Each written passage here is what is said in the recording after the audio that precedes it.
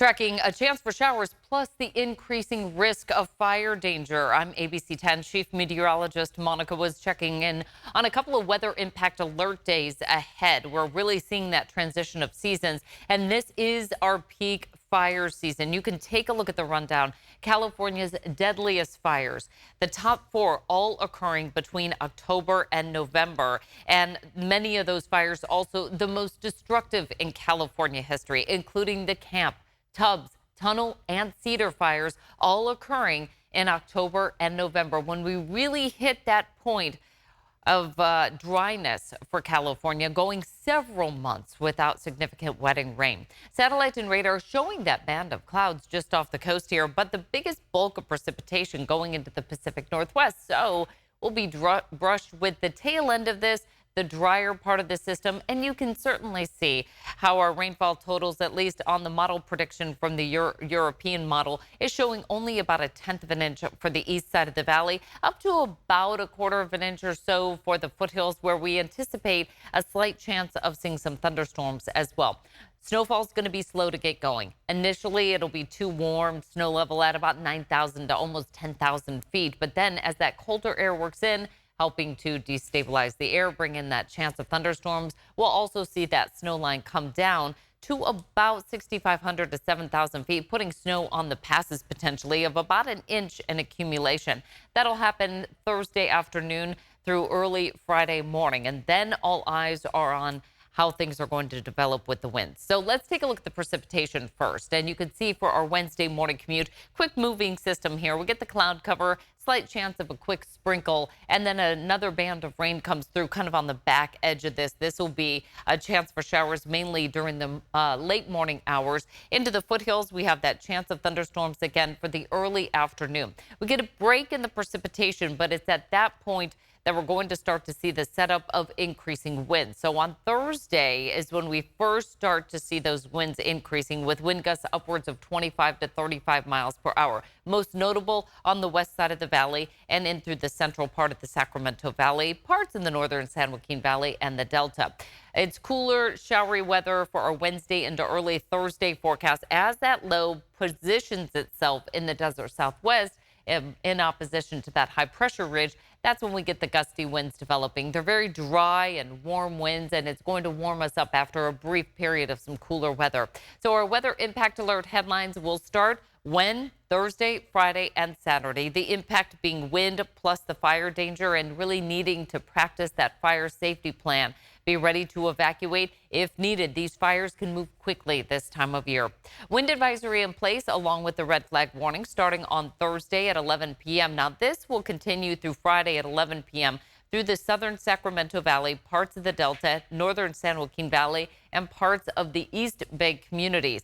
But our red flag warning extends through a much larger part of California, and that actually extends through Saturday at 5 p.m. So it starts off late Thursday, but goes through Friday and much of Saturday as well. Now, it will be interesting to see if it lasts all the way through our Saturday forecast, depending on the wind.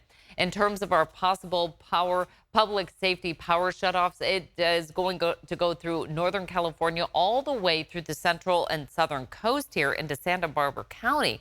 That'll start up on Thursday with the potential for those power shutoffs, but we'll wait and see what PG&E determines in terms of what locations indeed may have those power shutoffs in terms of preventing a spark starting a rapidly spreading fire. But the significant fire potential is there. We've got lowering relative humidity, North Valley wind gusts that will be exceeding 40 miles per hour, with the biggest risk here throughout the Central Valley and towards the coast. Lesser amounts of significant fire potential throughout the Sierra, given that we have the chance of seeing some snow and even some cooler temperatures. Fire season so far, we're down below the 5-year average with our acreage, but the number of fires is pretty close to what we normally get. It's much higher, though, than last year, where we had about 450,000 acres burned at this point. We've nearly doubled that, with over 1 million acres burned so far this year throughout California.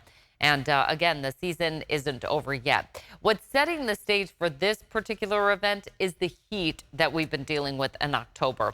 We've had records on multiple fronts with this, not to mention all the record-setting heat that we had over the summer. But our hottest day was 103 on Thursday, October 3rd. We've cooled since then, but we're still running above average. Last Saturday, we hit that high near average at 82 degrees, but since then, we've been above average. October triple digits. Let's just talk a moment about that. The most ever that we've ever had on record, 6, was hit this year. The previous record was 5 days in 1980. The hottest October day on record for downtown Sacramento also happened this year. That was on that October 3rd date that I mentioned at 103 degrees. Now, it's not the latest that we've had a 100-degree day. That was back in 1991 when we hit a high of 100 on October 10th. But we kind of flirted with records on multiple layers here for October. We are going to get that cooler blast of air. As I mentioned, once that comes in, that snow level will drop throughout the Sierra, but right on the heels of that, we get right back to near normal, if not slightly above normal temperatures. We're going to be tracking the showers, the increasing winds, and the fire weather concerns, all part of our headlines here.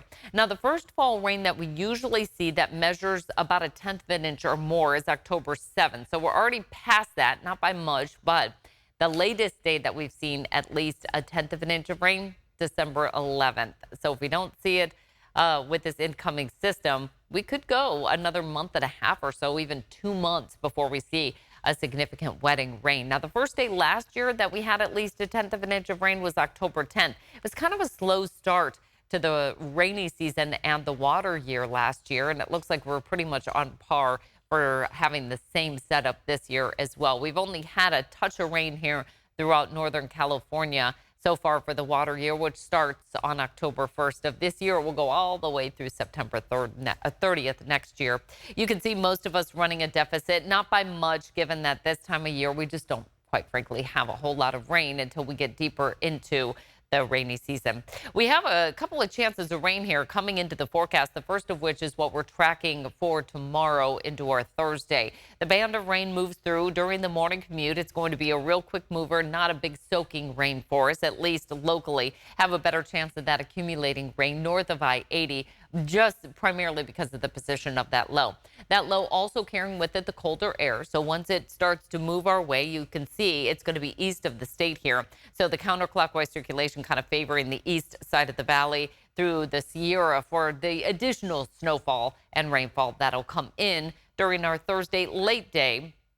And then once that starts to move its way south and the high pressure ridge builds in, that's where we really get those strong north and offshore winds. This is a classic setup for us here with extreme fire behavior at this point in the year. Just because we've had several months without wetting rain, all the fuels are just primed for anything to start. It would spread very quickly, kind of fueled by those winds, which would spread it at a rapid pace. And we've seen that, like I showed you before, time and time again.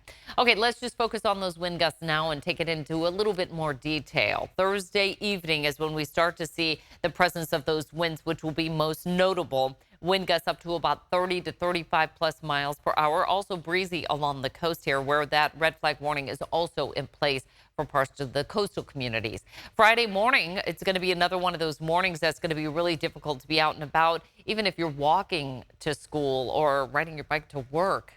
Kind of watching out for those tree limbs coming down there. Our future wind gusts are going to be about 35 to even 40 miles per hour, even at that point. Now, by Friday evening, starting to see them lighten up a little bit.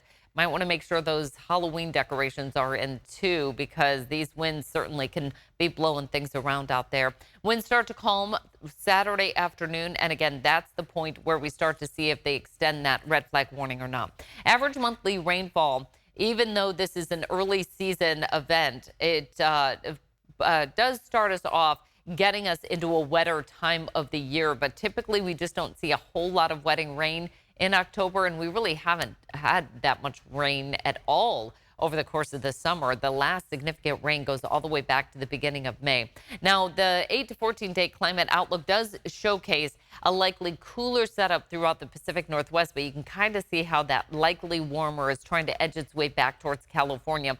We have a little pocket of likely wetter for Central California, October 23rd through 29th. We'll have to see how that indeed plays out here. I showed you those 2 opportunities for showers, but that does get us awfully close to Halloween, which is 16 days away, and then everything that follows here. This is really the more active time of year, Thanksgiving, Christmas, and New Year's, when we tend to get more active weather in Northern California. This is just kind of opening the door and setting the stage for what's to come.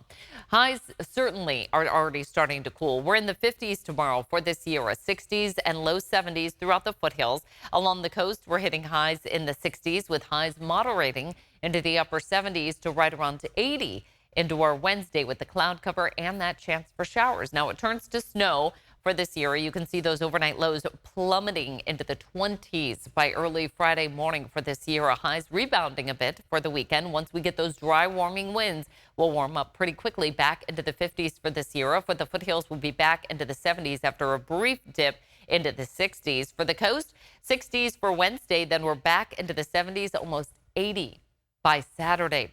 Our 3-day forecast showcases some of the weather impact alert days starting late Thursday, taking us through Friday as we really start to look at those winds, which will be most tenuous during that time frame there. And then into the extended 10-day outlook, we're dry, we're a bit warmer, nothing extreme right now, but all eyes certainly on that wind event. And we're going to keep you posted with our in-depth forecast on our ABC 10 Plus streaming app.